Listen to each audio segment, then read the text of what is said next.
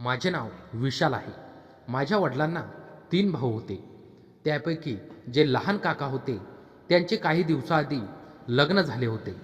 काका घरची शेती सांभाळत होते आणि वडील व दुसऱ्या नंबरचे काका नोकरी करत होते. आमचे घर एकदम लहान होते. किचन सोडून फक्त 4 खोल्या होत्या.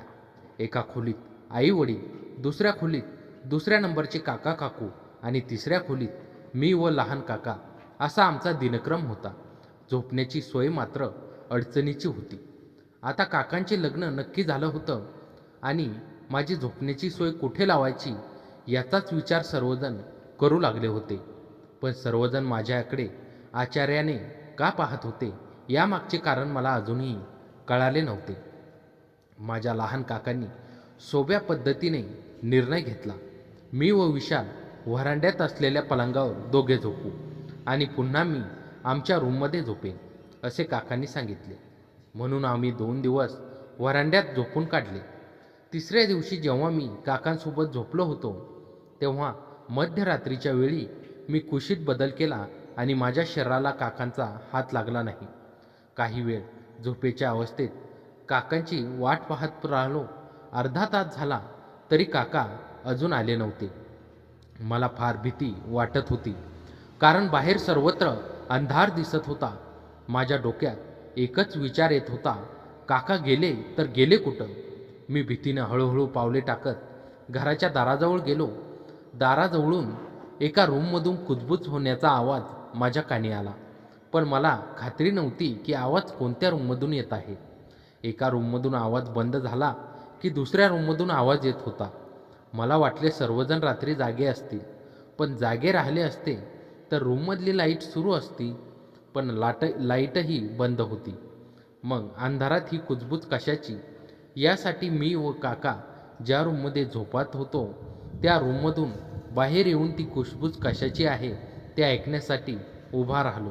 मग मला काकांचाच आवाज आला, अरे जल्दी करो, बाहेर विशाल माझी वाट पाहत असेल. सकाळी मी बोलून ठेवले होते की मी रात्री कधीही येईन, तयार रहा, मगर तुम औरत की नौटंकी ज़्यादा रहती है. कामाच्या वेळी खिचडी कर देती हो तुम. तेव्हा मला कळले की काका आहेत. काका जोडीने खिचडी खायला आले होते. मला वाटलं त्यांना भूक लागली असावी, म्हणून मी जास्त विचार न करता माघारी येऊन पलंगावर झोपलो. माझे डोळे जेव्हा उघडले तेव्हा काका माझ्या शेजारी झोपले होते. खरोखरच काका शेतात काम करत असल्याने त्यांना रात्री भूक लागली असावी, म्हणून ते आपल्या रूममध्ये जेवायला गेले होते. पण लग्नानंतर आणि लग्नाआधी मला या गोष्टी त्या वेळी काहीच माहीत नव्हत्या, कारण माझ्या मित्रांची संगतही फार चांगली होती. त्यांना त्या फालतू गोष्टींबद्दल चर्चा करायलाही वेळ नव्हता. आज काकांपेक्षा मी थोडा लवकर उठलो होतो, म्हणून फ्रेश होऊन मी परत बाहेर असलेल्या बेडवर येऊन काकांजवळ बसलो. काकांनी हाताने डोळे चोळत आपले डोळे उघडले. काका आणि माझे अगदी जीवाभावाच्या मित्राप्रमाणे संबंध होते. काकांनी कधीच मला पुतण्या मानलं नव्हतं. मी फक्त एक मित्र त्यांच्यासाठी होतो. काका उठून पलंगावर बसले आणि मला म्हणू लागले, अरे बेडो, आज लवकर तयार झालास का? आणि काकांपेक्षाही आधी. काकांना आज शेतात जायचं नसेल, झोप पुरेशी घेतलीस का? मी म्हणालो, काका रात्रीही भूक लागते का तुम्हाला? तेव्हा काका म्हणाले, मजा घेतोस का माझी? रात्री भूक लागते हे कोण सांगितलं तुला? मी म्हणालो, अहो काका, मी माझ्या कानाने ऐकलं, रात्री 1 वाजता. तू कुठे होतास? काका म्हणाले, तू कुठे होतास? मी सांगितलं, काका तुम्ही ज्या ठिकाणी होता त्याच ठिकाणी बाहेर मी होतो. काका म्हणाले, अरे पण का? रात्री तुम्ही माझ्याजवळ नव्हता, म्हणून तुम्हाला शोधण्यासाठी मी घरात शिरलो. तेव्हा तू काकूंना सांगत होतास की तू खिचडी बनवली. मला वाटलं तुम्हाला भूक लागली असावी, म्हणून तुम्ही आपल्या रूममध्ये जेवायला गेला. त्यानंतर काकांनी मला विचारले, तू काही पाहिलंस का? मी म्हणालो, अरे काका मी कशाला पाहू? तुमचा आवाज आला आणि मी त्या ठिकाणाहून निघालो. काका म्हणाले, असं अंधारात कोण जेवण करतं का? लाईट वगैरे लावतात? तेव्हा काका म्हणाले, अरे मूर्खा, ती खिचडी अंधारातच खावी लागते, उजाडात तिची चव कुठं? तेव्हा काकांचे ते कोडे मला काही समजले नाही आणि त्याबद्दल मी काही विचारही केला नाही. दर 2 दिवसांनी काकांची खिचडी खाण्याची योजना झाली की काका माझ्याजवळ उठून काकूंच्या रूममध्ये जात आणि मलाही रात्री सांगून जात की मी खिचडी खायला जातो आहे, तू उठू नकोस, आरामात झोप. या ठिकाणी मी निश्चिंत होऊन काकांची वाट न पाहता त्या ठिकाणी झोपी जात असे. काकांचा हा कार्यक्रम रात्रीच्या वेळी सुरूच राहिला. एके दिवशी काका शेतातून घरी परतत असताना अचानक त्यांची गाडी समोरून आलेल्या ट्रकला धडकली. काकांच्या डोक्याला भरपूर मार लागला होता. रस्त्यात भरपूर लागलं होतं म्हणून लोकांनी जवळच्या हॉस्पिटलमध्ये त्यांना नेलं होतं. काकांची अशी अवस्था पाहून मला फार रडू येत होतं. मनाला फार वाईट वाटत होतं. माझ्या काकांची अवस्था अशी कशी झाली? आता माझ्या मित्राची प्रकृती कशी बरी होणार? डॉक्टरांनी लगेच CT स्कॅन करायला सांगितलं. रिपोर्टमध्ये काकांना अंतर्गत भरपूर दुखापती झाल्या होत्या. त्यामुळे काका अजूनही शुद्धीवर आले नव्हते. डॉक्टरांनी सांगितले त्यांना अजूनही ICUमध्ये राहावे लागेल. आता ते बोलूनही येत नाहीत. त्यांना शुद्धीवर यायला किती वेळ लागेल हे डॉक्टरही सांगू शकत नाहीत. त्यांनी फक्त देवावर विश्वास ठेवायला सांगितले. दररोज मी व काकू साधारण 2 महिन्यापर्यंत रोज सकाळी दवाखान्यात काकांना भेटायला जात होतो. आम्ही जातो तेव्हा काकूंची अवस्थाही मला पाहिली जात नव्हती. काकू काकांकडे पाहून आतल्या आत रडत असत. काही दिवसानंतर काका आम्हाला सोडून शांत झाले. फार दुःखाचा डोंगर कोसळला होता. भर जवानीत काकू विधवा झाली होती. काकांना गेल्याला आता 3 महिने झाले होते म्हणून आईने मला बाहेर न झोपता रूममध्ये झोपायला सांगितले. रात्रीचे 11:30 वाजले असावेत. काकू अगदी नर्वस दिसत होत्या. तेव्हा मी काकूंना म्हणालो, काकू आपण आपल्या प्रकृतीकडे लक्ष द्या. जे झाले ते कोणीही टाळू शकत नाही. काकू म्हणाल्या, प्रयत्न करीन विशाल स्वतःला सावरण्याचा. त्यानंतर आम्ही दोघे झोपलो. अचानक मध्यरात्रीच्या वेळी काकूंचा हात माझ्या अशा ठिकाणी स्पर्श झाला याची मी मनात कल्पनाही केली नव्हती. मी अचानक झोपेतून उठलो. काकूंचा हात बाजूला करत स्वतःशीच विचार करू लागलो की हा स्पर्श काय होता. त्या स्पर्शाने माझ्या मनात अशी वेगळी भावना काय येऊ लागली. मग मी हळुवारपणे काकूंकडे पाहू लागलो. माझे लक्ष काकूंच्या त्या ठिकाणी गेले. माझ्या आयुष्यात मी न पाहिलेले इतके सुंदर ते होतं. मला अजूनही या गोष्टीचा अनुभव आलेला नव्हता. त्याच गोष्टीचा विचार करत मी पलंगावर फक्त लोळत होतो. काही वेळेने काकूंचा हात पुन्हा माझ्या अंगावर आला. मग माझ्या मनात विचार आला की काकूंना एकटं झोपायची सवय नसावी म्हणून मीही माझा हात काकूंच्या अंगावर टाकून झोपून राहिलो. दुसऱ्या दिवशी जेव्हा मी उठलो तेव्हा काकूंचा चेहरा थोडा आनंदी दिसत होता. काकू आता गोड बोलू लागल्या होत्या आणि माझ्याशी मनमोकळेपणाने वागू लागल्या होत्या. दुसऱ्या दिवशी मी पुन्हा काकू आणि मी त्या रूममध्ये झोपण्यासाठी रात्रीच्या वेळी गेलो. रात्रीचे 8 वाजले होते. काकू कोणत्या तरी गोष्टीमुळे वारंवार कुशी बदलू लागल्या होत्या. काही वेळाने काकूंचा तो हात पुन्हा माझ्या त्याच ठिकाणी स्पर्श झाला. मी तो हात न हटवता श्वास माझ्या चेहऱ्याला लागू लागला. त्या श्वासाच्या उबदार स्पर्शामुळे मलाही काही गोष्टी हव्याहव्याशा वाटू लागल्या होत्या. आता ओठांच्या जोडीपर्यंत पोचलं. मग काकूंनी माझा चेहरा दोन्ही हातांनी पकडला. माझे अंग अजूनही थरथरत होते. काकूंनी ओठांवर ओठ टेकवले. 10-15 मिनिटे एकमेकांचे ओठ रस भरले. अजून काकूंना कोणती तरी गोष्ट हवी होती. तीच गोष्ट जी त्या वाट पाहत होत्या. पण ती गोष्ट कोणती होती जी माझ्याकडून काकूंना हवी होती याची जाण मला अजूनही नव्हती. मग काकूंनी मला मिठीत घेतले. काकूंना मला सोडण्याची इच्छाच होत नव्हती. काकूंनी आपली बाजूला ठेवले आणि समोरचे दृश्य पाहून मी एकदम हादरलो. मग मला काकांच्या त्या गोष्टीची आठवण आली.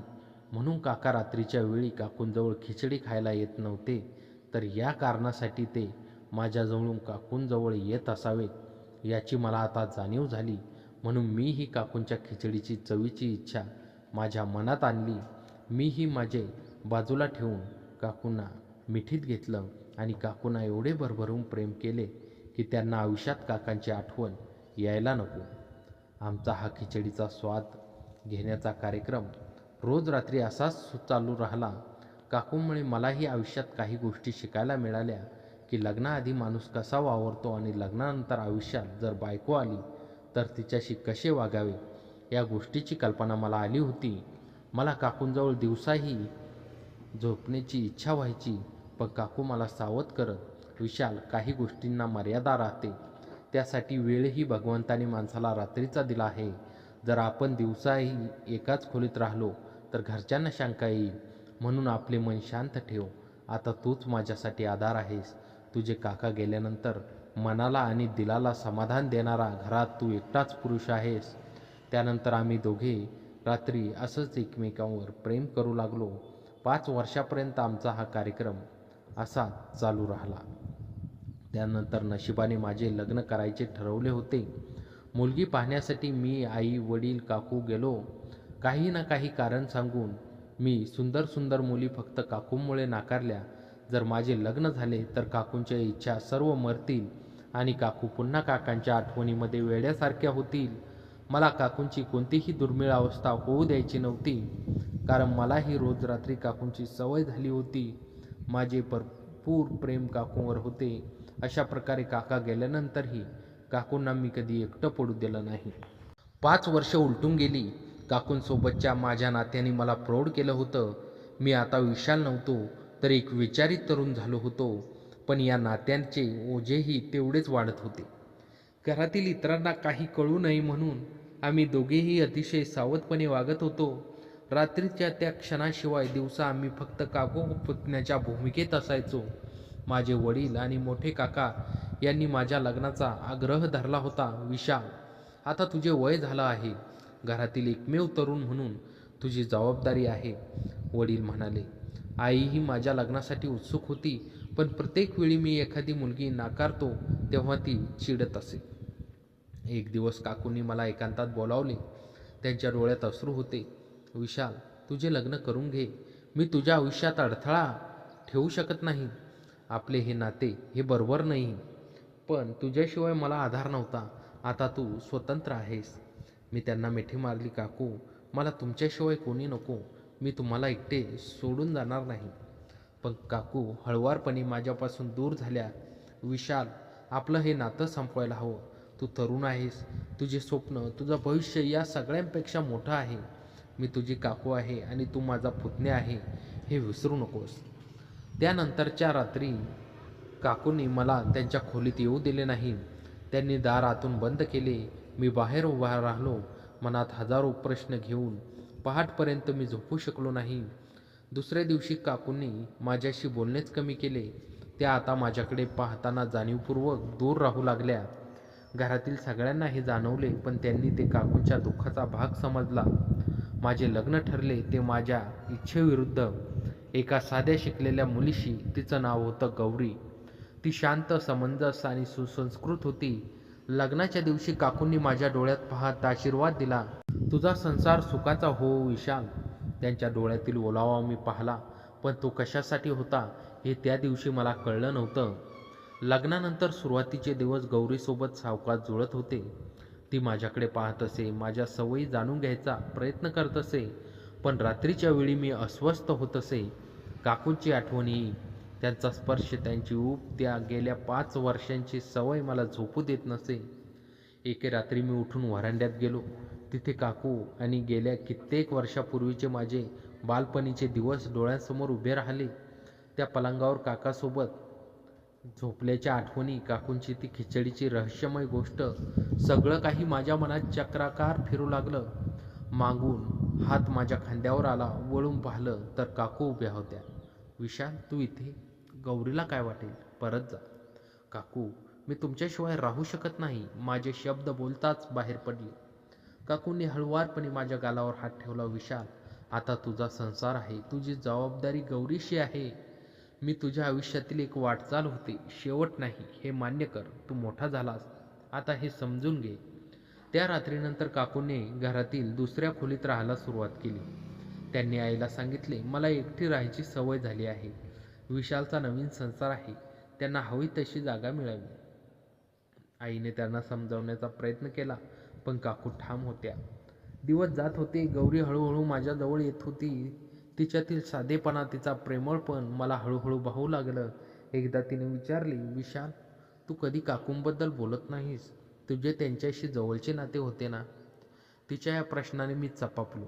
हो होते, पण आता त्या एकट्या राहायला आवडतात त्यांना. गौरीने माझ्याकडे बारकाईने पाहिले. तू खोटं बोलतोस विशाल, मला कळतंय. पण मी कधी तुला विचारलं नाही, कारण प्रत्येकाच्या भूतकाळात काही ना काही असतं.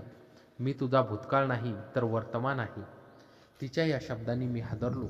तिने मला कधीही प्रश्न विचारला नव्हता. फक्त माझ्या सोबतीने ती माझ्यासाठी उभी होती. तिच्यातली ताकद, तिचं मौन, तिचा समजूतदारपणा माझ्यासाठी नवलाईच होती. एक दिवस काकू आजारी पडल्या. डॉक्टरांनी सांगितले त्यांच्या पोटात गाठ आहे, ऑपरेशन करावं लागेल. संपूर्ण घरात धावाधाव सुरू झाली. गौरीने सगळी जबाबदारी घेतली. ती रोज हॉस्पिटलमध्ये जाऊन काकूंची सेवा करत असे. काकूंनाही तिच्याकडे पाहताना समाधान वाटे. एका रात्री हॉस्पिटलमध्ये गौरी काकूंजवळ बसली होती. मी दवाखान्यातून बाहेर उभा होतो. आतून गौरी बाहेर आली. तिने मला शांतपणे सांगितले, काकूंना तुझ्याशी बोलायचे आहे. मी आत गेलो. काकूंचा चेहरा क्षीण झाला होता. त्यांनी हाताने मला जवळ बोलावलं. विशाल, माझी चूक होती. मी तुझ्याशी ते नातं जोडून तुझं बालपण हिरावून घेतलं. पण गौरीने मला आज काहीतरी शिकवलं. तिने मला सांगितलं, काकू, भूतकाळातील चुकांसाठी स्वतःला शिक्षा देऊ नका. तुम्ही विशालला आधार दिला, पण आता वेळ आली आहे सर्वांना मुक्त होण्याची. तुझी पत्नी खूप मोठी आहे विशाल. तिच्याकडे पाहून मी शिकले की खरं प्रेम म्हणजे सोडून देणंही असतं. माझे डोळे भरून आले. काकू, मी तुमच्यावर कधी रागावलो नाही. तुम्ही मला वेळ दिला, प्रेम दिलं, पण गौरीने मला आयुष्याचा खरा अर्थ शिकवला. काकूंनी डोळे मिटले. आता मी जाते विशाल. माझ्या काकांची वाट पाहायची आहे. त्यांना सांगा की मी त्यांच्यासाठी खिचडी शिजवून ठेवली आहे. त्याच रात्री काकूंनी अखेरचा श्वास घेतला. त्यांच्या चेहऱ्यावर शांतता होती. गौरी माझ्या शेजारी उभी होती. तिने माझा हात घट्ट धरला होता. तिच्या डोळ्यात पाणी होतं, पण ती स्थिर होती. काकूंच्या अंत्यसंस्कारानंतर घरात मोकळीक होती. मी गौरीला म्हणालो, तुला सगळं माहीत होतं का? तिने शांतपणे उत्तर दिलं, हो विशाल, मला सगळं माहीत होतं. पण मी तुला दोष दिला नाही, कारण तू स्वतः दोषी नव्हताच. तू फक्त परिस्थितीचा भाग होतास. आणि आता आपण नव्याने सुरुवात करू या, कोणत्याही जुन्या गोष्टीशिवाय. त्या रात्री मी गौरीला पहिल्यांदा खऱ्या अर्थानं पाहिलं. तिच्यातील ताकद, तिची क्षमा, तिचं प्रेम या सर्वांनी मला नवी दृष्टी दिली. मी तिला मिठीत घेतलं आणि मनातून काकूंचा निरोप घेतला. ती खिचडी आता फक्त एक आठवण होती, एक गोड आठवण, जी मला शिकून गेली होती की माणसाच्या गरजा, त्यांच्या चुका, त्यांची भरकटलेली मनं, या सगळ्यावर प्रेमाची, समजूतदारपणाची आणि क्षमेची शक्ती कशी मोठी आहे. आणि मी विशाल या सगळ्या प्रवासातून शिकलो की खरं नातं म्हणजे सोबत असणे नव्हे, तर योग्य वेळी योग्य ठिकाणी उभं राहणं. काकूंनी मला एकटेपणा शिकवला नव्हता, तर स्वतःला शोधण्याची वाट दाखवली होती. आणि गौरीने त्या वाटेवर माझा हात धरला होता. काकू गेल्याला आता 1 वर्ष झालं होतं. घरातील वातावरण हळूहळू सावरलं होतं. आईवडील आता माझ्या आणि गौरीच्या संसारात हस्तक्षेप न करता आपल्या दिनचर्येत व्यस्त होते. मोठे काका काकूही आपल्या नोकरीत बिझी होते. पण गौरीकडे पाहताना मला कधीकधी जाणवे की तिच्या मनात काहीतरी चाललं आहे. ती आता पूर्वीसारखी मोकळी नव्हती. हसताना तिच्या हसण्यात एक विलक्षण खंत दडलेली असे. मी विचारले की काय झालं, तर ती हसून उडून द्यायची. पण रात्री झोपताना ती माझ्यापासून दूर होऊ लागली होती. सुरुवातीला मी तिचा निसर्ग समजून घेतलं, पण हळूहळू ते अंतर वाढतच गेलं. एक दिवस मी थेट विचारले, गौरी, तू माझ्यापासून लांब का जातेस? ती काही वेळ शांत बसून राहिली. मग तिने डोळ्यात पाणी आणत उत्तर दिले, विशाल, मी तुझ्यापासून लांब जात नाही, पण मला एक गोष्ट सतावते. तू माझ्याशी लग्न केलेस का काकूंच्या आठवणीतून बाहेर येण्यासाठी, की खरोखरच माझ्यावर प्रेम आहे? तिचा हा प्रश्न माझ्यासाठी धक्कादायक होता. मी म्हणालो, गौरी, तुला असे का वाटते? ती म्हणाली, कारण तू काकूंबद्दल बोलताना तुझ्या डोळ्यात अजूनही तीच चमक असते. तू मला मिठी मारताना कधीकधी माझ्याकडे न पाहता एखाद्या दूरच्या प्रतिमेकडे पाहतोस. मी तुझी बायको आहे विशाल, पण मला नेहमी वाटतं की मी फक्त तुझ्या जखमेवरची पट्टी आहे. जखम भरली की पट्टी फेकून द्यायची. तिचे हे शब्द ऐकून मी स्तब्ध झालो. मी खरोखरच गौरीवर प्रेम करतो का, की ती फक्त एक पर्याय होती? काकू गेल्यानंतर रिकामे झालेले स्थान भरण्यासाठी मी गौरीला निवडले होते का, हे विचार माझ्या मनात घुमू लागले. त्या रात्री मी झोपू शकलो नाही. मी माझ्या भूतकाळात डोकावून पाहिले. काकूंसोबतचे दिवस, ती 5 वर्ष, माझे त्यांच्यावर असलेले प्रेम खरे होते का, का ते फक्त शारीरिक आकर्षण होतं? आणि गौरीबद्दल माझ्या मनात काय आहे? सकाळी मी लवकर उठलो. गौरी अजून झोपली होती. तिच्या झोपलेल्या चेहऱ्याकडे पाहिलं. तिच्या ओठावर एक विलक्षण शांतता होती. तिच्या डोळ्याखाली काही वर्तुळे पडली होती. ती रात्रभर रडली होती हे मला जाणवलं. मी हळुवारपणे तिच्या कपाळावर हात ठेवला. तिने डोळे उघडले. तिने माझ्याकडे पाहिलं, पण काहीच बोलली नाही. गौरी, मला एक गोष्ट सांगायची आहे, मी म्हणालो. मी काकूवर प्रेम करत होतो, पण ते प्रेम गोंधळलेलं होतं. ते प्रेम नसून एक वेड होतं. कारण मी तेव्हा लहान होतो, समजूतदारपणा नव्हता. काकूंनी मला जे दिलं ते मला प्रेम वाटलं आहे, पण खरं प्रेम म्हणजे काय हे तू मला शिकवलंस. गौरीचे डोळे पाण्याने भरून आले. मग तू माझ्याकडे का पाहत नाहीस तसा? कारण मी स्वतःला दोषी मानत होतो. मी सांगितलं. मी विचार करत होतो की काकूंसोबतचे ते दिवस चुकीचे होते का, पण आता मला समजलं की ते दिवस माझ्या आयुष्याचा भाग होते. चुकीचे होते की बरोबर हा प्रश्न नाही, ते घडले. पण त्यामुळे मी तुझ्यावर प्रेम करू शकत नाही असे नाही. गौरीने माझा हात घट्ट पकडला. विशाल, मी तुझ्यावर रागावलेले नाही, मी फक्त दुखावली होते. पण आज तू जे बोललास त्यामुळे मला खूप बरं वाटलं. त्या दिवसानंतर आमच्या नात्यात एक नवी उब आली. आता मी गौरीकडे पाहताना तिच्यातील सामर्थ्य, तिचा समजूतदारपणा, तिचं मौन, या सर्व गोष्टी मला आवडू लागल्या. ती फक्त माझी बायको नव्हती, तर माझी मैत्रीण, माझी साथीदार होती. दरम्यान घरात एक नवीन वादळ येऊ घातलं होतं. मोठ्या काकांचा मुलगा, माझा चुलत भाऊ अमोल, परदेशातून परतला होता. तो अभियंता झाला होता आणि आता कायमचा भारतात राहण्यासाठी विचार करत होता. तो आला की घरातलं वातावरण बदले. तो माझ्यापेक्षा वयाने मोठा होता, पण आमच्यात नेहमी स्पर्धा होती. अमोलने घरात येताच काकूंबद्दल विचारले. काकू कशा होत्या? त्यांची अचानक इतकी प्रकृती कशी बिघडली? त्याने विचारले. आई म्हणाली, गाठ होती, ऑपरेशन झाले, पण त्यातून त्या वाचू शकल्या नाहीत. अमोलने माझ्याकडे पाहिलं. त्याच्या नजरेत काहीतरी संशय होता. त्याने विचारले, विशाल, तू काकूंसोबत होतास तेव्हा? मी शांतपणे उत्तर दिले, हो, मी होतो. गौरीही होती. अमोल काही बोलला नाही, पण त्यानंतरच्या दिवसात तो काकूंच्या खोलीत जाऊन बसू लागला. तो शेजाऱ्यांशी बोलू लागला. त्याला काकूंच्या आजारपणाबद्दल, त्यांच्या उपचाराबद्दल सर्व काही जाणून घ्यायचे होते. एक दिवस तो माझ्याकडे आला आणि म्हणाला, विशाल, मला काही तथ्य सापडली आहेत. काकूंच्या मृत्यूची कारणं फक्त गाठ नव्हती. डॉक्टरांच्या रिपोर्टनुसार त्यांना खूप मानसिक ताण होता. त्यांच्या शरीरात तणावाचे हार्मोन्स असामान्य प्रमाणात होते. हे कशामुळे झालं असावं? माझा थरकाप उडाला. मला काय माहीत. काकू काकांना गेल्यापासून एकट्या होत्या. नैराश्य आला असेल. अमोलने थंड स्वरात विचारले, एकट्या? पण तू तर त्यांच्यासोबत होसात. रात्रीही तू त्यांच्या खोलीत जात असायचास ना? माझे पाय जमिनीवरून उठले. काय बोलतोस तू? अमोल म्हणाला. मी काहीही बोलत नाही, पण शेजाऱ्यांनी सांगितले की काकूंच्या खोलीत रात्री उशिरा प्रकाश दिसायचा, कधीकधी आवाजही यायचा. काकू गेल्यानंतर तू किती दिवस त्या खोलीत झोपला होतास आणि अचानक का बाहेर आलास? मी संतापून म्हणालो, तू माझ्यावर आरोप करतोयस का? काकू माझ्यासाठी आईसमान होत्या. अमोल उठून गेला, पण त्याने माझ्या मनात एक विष पेरलं होतं. मी गौरीला सर्व सांगितलं. ती म्हणाली, घाबरू नकोस, सत्य सत्य असते. आपण काही चुकीचं केलेलं नाही. पण हो, काकूंसोबतचे तुझे ते नाते लपवण्याची गरज होती का? तू मोकळेपणाने स्वीकारले असते तर आज ही परिस्थिती आली नसती. मी म्हणालो, पण ती बरोबर नव्हतं. गौरी म्हणाली, बरोबर चूक हे नात्यात कुठं लागू होतं का? तू काकूंना आधार दिलास, त्यांनी तुला, पण समाजाच्या नजरेत ते चुकीचं होतं म्हणून तू लपवलं, आणि आता लपवण्याची किंमत मोजावी लागेल. अमोलने ही बाब घरातील मोठ्यांसमोर मांडली. आई वडील स्तब्ध झाले. मोठे काका संतापले. हे काय प्रकार विशाल? तुझी काकू होती ती, तिच्याशी तुझं असं नातं? मी शांतपणे उभा राहिलो. होय, ते नातं होतं.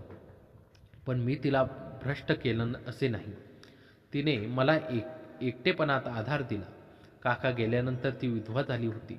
तिला कोणी विचारले का तिच्या भावनांचं काय? मोठे काका म्हणाले, भावना ही तर विषयासक्ती आहे. तू तिचा गैरफायदा घेतलास.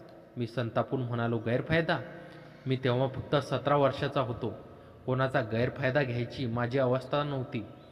ती घडली ती परिस्थिती, आणि त्या परिस्थितीत आम्ही एकमेकांचा आधार होतो.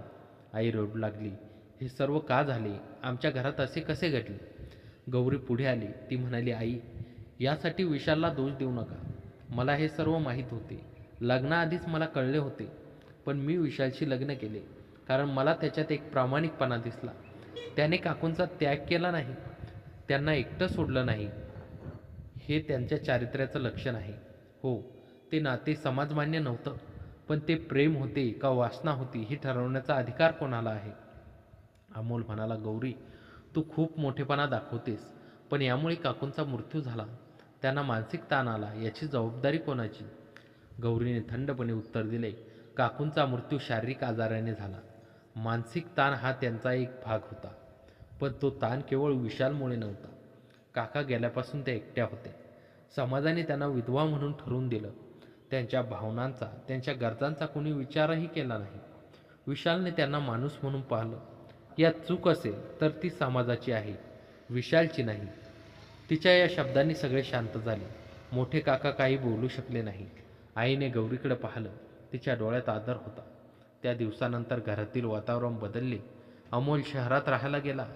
मी आणि गौरी आमच्या संसारात व्यस्त झालो. पण माझ्या मनात एक प्रश्न होता. जर काकू जिवंत असत्या तर मी त्यांच्याशी कसे वागलो असतो? त्यांनी स्वीकारले असते का, की लपवलेच असतं? गौरीला हे प्रश्न मी विचारले. ती म्हणाली, भूतकाळात राहून काही साध्य होणार नाही. काकू आता नाहीत, पण त्यांची शिकवण आपल्याकडे आहे. ती शिकवण म्हणजे भावनांचा आदर करायला हवा. नात्यांना नावे ठरवण्यापेक्षा त्यातील माणूसपणा पाहायला हवा. काही महिन्यानंतर गौरी गरोदर राहिली. घरात आनंदाचे वातावरण होते. आता आई वडीलही भूतकाळ विसरून नव्या जीवनात रमले होते. एका रात्री मी स्वप्नात काकूंना पाहिलं. त्या हसत होत्या. त्यांच्या हातात खिचडीची वाटी होती. त्या म्हणाल्या, विशाल, ही खिचडी आता संपली, पण तिची चव तुला आयुष्यभर आठवेल. ती चव म्हणजे प्रेमाची गोडी, माणुसकीचा गोडवा. गौरीला सांभाळून ठेव, ती खूप मोठी आहे. मी जागा झालो. गौरी माझ्या शेजारी झोपली होती. तिच्या पोटावर हात ठेवला. आत नवीन जीवन हालचाल करत होतं. मला वाटलं हेच खरं प्रेम आहे, जे भूतकाळाला स्वीकारते, वर्तमान काळात जगते आणि भविष्याला उभं करते. काकूंची खिचडी आता फक्त एक आठवण होती, पण त्या आठवणीतून मला प्रेमाचा खरा अर्थ कळला होता. प्रेम म्हणजे मालकी नव्हे तर मोकळेपणा आहे. प्रेम म्हणजे बंधन नव्हे तर सोबत आहे.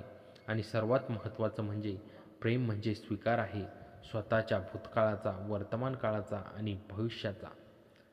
गौरीच्या गरोदरपणाचे दिवस आमच्या आयुष्यातील सर्वात सुंदर काळ होता. पण त्याबरोबर हा काळ माझ्यासाठी अनेक आठवणी, पश्चाताप, आत्मचिंतनाचाही होता. काकूंच्या जाण्यानंतर घरात जरी शांतता आली होती, तरी माझ्या मनातील कोलाहल कमी झाला नव्हता. गौरीने माझ्यातील हा बदल हेरला. एके दिवशी ती म्हणाली, विशाल, तू अजूनही काकूंच्या विचारात गुरफटला आहेस का? मी तिच्याकडे पाहिलं. तिच्या डोळ्यात द्वेष नव्हता, फक्त कुतूहल होतं. मी म्हणालो, गौरी, मी त्यांना विसरू शकत नाही, पण ते विसरण्यासारखेही नव्हते. त्यांनी मला जे दिलं ते मी कधीही विसरू शकत नाही. गौरी हळुवारपणे माझ्या शेजारी बसली. मी तुला विसरायला सांगत नाही, पण त्यांच्याबद्दलच्या भावना तुझ्या मनात ज्या पद्धतीने साठवल्या आहेत त्या तुला पुढे जाऊ देत नाहीत. तू त्यांच्याबद्दल बोलतोस तेव्हा तुझ्या आवाजात दोषाची भावना असते. तू स्वतःला दोषी मानतोस का? तिचा हा प्रश्न माझ्यासाठी धक्कादायक होता. मी खरोखर स्वतःला दोषी मानत होतो का? पण मी विचार केला, काकूंच्या आजारपणात मी त्यांच्यासोबत होतो, पण त्यांना वाचू शकलो नाही. त्यांच्या मृत्यूनंतर मी त्यांच्याबद्दलचे सत्य लपवले, आणि आता ते सत्य समोर आल्यानंतरही मी ते पूर्णपणे स्वीकारू शकत नव्हतो. होय, मी कबूल केलं, मी स्वतःला दोषी मानतो. त्यांच्याशी असलेले नाते मी योग्य पद्धतीने जगू शकलो नाही. एकतर मी ते पूर्णपणे मान्य करून समाजासमोर उभे राहिलं पाहिजे होतं, किंवा ते पूर्णपणे संपवलं पाहिजे होतं. पण मी मधला रस्ता निवडला आणि त्याची किंमत काकूंना मोजावी लागली. गौरीने माझा हात घट्ट धरला. विशाल, काकूचा मृत्यू तुझ्यामुळे झाला नाही. त्यांना कर्करोग होता. तो वेळेवर लक्षात आला नाही. यासाठी कोणाला दोष देता येणार नाही. पण हो, त्यांच्या मनातील ताण, त्यांचे एकटेपण, त्यांची अस्वस्थता यासाठी आपण सर्वजण काहीसे जबाबदार होतो. फक्त तू एकटा नाहीस. तिचं हे बोलणं ऐकून मला हलकं वाटलं. पण तरीही माझ्या मनातील एक कोडं अद्याप सुटलं नव्हतं. काकूंना खरोखरच माझ्यावर प्रेम होतं का? की ते एकटेपणाचं वेड होतं? आणि मी त्यांच्यावर प्रेम करत होतो का फक्त शारीरिक आकर्षण होतं? हे प्रश्न मला रात्रंदिवस सतावत होते. मी ठरवलं की या प्रश्नांची उत्तरे मला स्वतःलाच शोधायची आहेत. मी काकूंच्या खोलीत गेलो. काकू गेल्यानंतर ही खोली बंद होती. आईने ती उघडली नव्हती. मी दार उघडलं. आत वेगळीच शांतता होती. काकूंचे कपडे, त्यांचे दागिने, त्यांची पूजेची सामग्री सगळं तसंच होतं. त्याच्या शेजारी काकांचा फोटो होता. काकूंनी काकांचा फोटो कधीही हटवला नव्हता. मी खोलीत बसलो. हळूहळू माझ्या डोळ्यांसमोर भूतकाळ उभा राहिला. काका गेल्यानंतरचे ते पहिले दिवस. काकू कशा एकट्या पडल्या होत्या. घरात कोणी त्यांच्याशी बोलायचं, पण त्यांच्या मनातील रिक्तपणा कोणीच भरून काढला नव्हता. मी त्यांच्यासोबत झोपायला लागलो तेव्हा मला फक्त एका मित्राची गरज होती. पण हळूहळू ते नातं बदललं. ते बदल का झाले? माझ्यामुळे की काकूमुळे की परिस्थितीमुळे? मी काकूंच्या कपाटातून एक डायरी पाहिली. ती उघडली. काकूंच्या हस्ताक्षरातली शब्द मला भेदून गेले. आज विशाल माझ्याशी बोलला. त्याने विचारले, काकू, तुम्हाला रात्री भूक लागते का? मी हसले. त्याला कसे समजावे की ही भूक भाकरीची नाही तर एकटेपणाची आहे. काका गेल्यापासून मी रात्री एकटीच जागते. विशालची सवय झाली आहे, पण तो माझा पुतण्या आहे. माझ्या मनातील ही भावना चुकीची आहे का? मला कळत नाही. पुढच्या पानावर लिहिलं होतं, आज रात्री विशाल माझ्या शेजारी झोपला. त्याचा शरीराचा स्पर्श झाला. मी घाबरले, पण त्याचवेळी मला विचित्र शांतता मिळाली. काका गेल्यापासून मी कोणाच्या स्पर्शापासून दूर होते. विशालचा हा स्पर्श मला आईचा वाटला, बहिणीचा वाटला, प्रियकराचाही वाटला. मी गोंधळले आहे. मी चुकीचे काही करत आहे का? माझे हातपाय थरथरू लागले. मी पुढचे पानं वाचत राहिलो. विशाल माझ्याकडे जसा पाहतो तसं कोणीही माझ्याकडे पाहिले नाही. काका माझ्यावर प्रेम करत होते, पण ते माझ्याकडे पाहताना नेहमी एक मालकीची भावना होती. विशाल माझ्याकडे पाहताना त्याच्या डोळ्यात कुतूहल आहे, आदर आहे, प्रेम आहे. मी त्याच्याशी जेवढी जवळ येते तेवढी माझी अस्वस्थता कमी होते. पण त्याचवेळी मला भीती वाटते की हे बरोबर आहे का? आज विशालने मला विचारले, काकू, तुम्ही माझ्यावर प्रेम करता का? मी उत्तर देऊ शकले नाही, कारण मलाच नाही कळत. हे प्रेम आहे की वासना, की एकटेपणा, की सवय? पण एक गोष्ट खरी आहे, विशालशिवाय मी राहू शकत नाही. तो माझा आधार आहे, माझा मित्र आहे, माझं सर्वस्व आहे. पण हे सांगण्याची माझी हिंमत होत नाही. शेवटच्या पानावर काकूंनं लिहिलं होतं, आज डॉक्टरांनी सांगितलं की मला कर्करोग आहे. मी घाबरले नाही. उलट मला शांतता वाटली, कारण आता मला विशालपासून दूर जाण्याचे एक कारण मिळाले. मी त्याच्या आयुष्यात अडथळा ठेवू शकत नव्हतो. तो तरुण आहे, त्याला लग्न करायला हवे, त्याचे स्वतःचे आयुष्य जगायला हवे. मी त्याच्याशी जोडलेले हे नाते तुटले पाहिजे, पण तुटत नाही. मी प्रयत्न करते, पण रात्री जेव्हा तो माझ्याशी बोलतो, माझ्याजवळ येतो, तेव्हा माझे सर्व निर्णय कोलमडून पडतात. मी कमकुवत आहे. मला माफ कर विशाल. तुझ्या काकूने तुझे आयुष्य उद्ध्वस्त केले, पण ते जाणून बुजून नव्हते. ते अनवधानपणे घडले. मी तुझ्यावर प्रेम करते, खरं प्रेम, पण ते प्रेम मी व्यक्त करू शकत नाही. म्हणून ही डायरी लिहिते. ही डायरी कुणीही वाचू नये. पण जर कधी विशालला ही सापडली तर त्याला कळावे की त्याच्या काकूने त्याच्यावर खरे प्रेम केले होते. फक्त हे प्रेम व्यक्त करण्याची भाषा तिला येत नव्हती. डायरी वाचून झाल्यावर मी फार वेळ रडलो. माझ्या अश्रूंना थांबा नव्हता. मला आता सर्व काही स्पष्ट झालं होतं. काकूंनी माझ्याशी जे नातं जोडलं ते केवळ शारीरिक आकर्षण नव्हतं, ते एकटेपणाचं वेडही नव्हतं. ते खरं होतं, पण ते व्यक्त करण्याची, ते जगण्याची त्यांच्याकडे भाषा नव्हती. समाजाने ती भाषा त्यांना शिकवलीच नव्हती. मी डायरी घेऊन गौरीकडे गेलो. तिने डायरी वाचली, तीही रडली. मग ती म्हणाली, विशाल, आता तुझ्या मनातील दोषाची भावना जाऊ दे. काकूंना तुला कधी दोषी मानलं नाही, उलट त्यांनी स्वतःला दोषी मानलं. पण ते चुकीचं होतं. या नात्यात कोणीही दोषी नव्हतं, फक्त परिस्थिती होती, एकटेपणा होता आणि दोघांना एकमेकांची गरज होती. मी म्हणालो, गौरी, तू इतकी सहनशील कशी आहेस? तुझा नवरा दुसऱ्या स्त्रीशी असे नाते जोडून आला आणि तू त्याला साथवण देत आहेस. गौरी हसली, कारण मला समजते की प्रेम म्हणजे मालकी नसते. तू काकूवर प्रेम करत होतास, पण ते प्रेम माझ्यासाठी कमी नव्हते. उलट त्यामुळे तू अधिक संवेदनशील, अधिक समजूतदार बनलास. तू काकूंना एकटं सोडलं नाहीस, हेच तुझ्या मनातील चांगुलपणाचं लक्षण आहे. मी त्या चांगुलपणाशी लग्न केलं, भूतकाळाशी नव्हे. तिचं हे बोलणं ऐकून माझ्या हृदयावर खोलवर उतरलं. मी ठरवलं की आता मी काकूंच्या आठवणीत दुःखाने नव्हे तर कृतज्ञतेने जपेन. त्यांनी मला जे दिलं ते मी माझ्या संसारात, माझ्या नात्यात, माझ्या मुलाबाळांसोबत जगेन. तर मित्रांनो, कथा कशी वाटली कमेंटमध्ये नक्की कळवा आणि चॅनलवर नवीन असाल तर आत्ता सबस्क्राईब करा.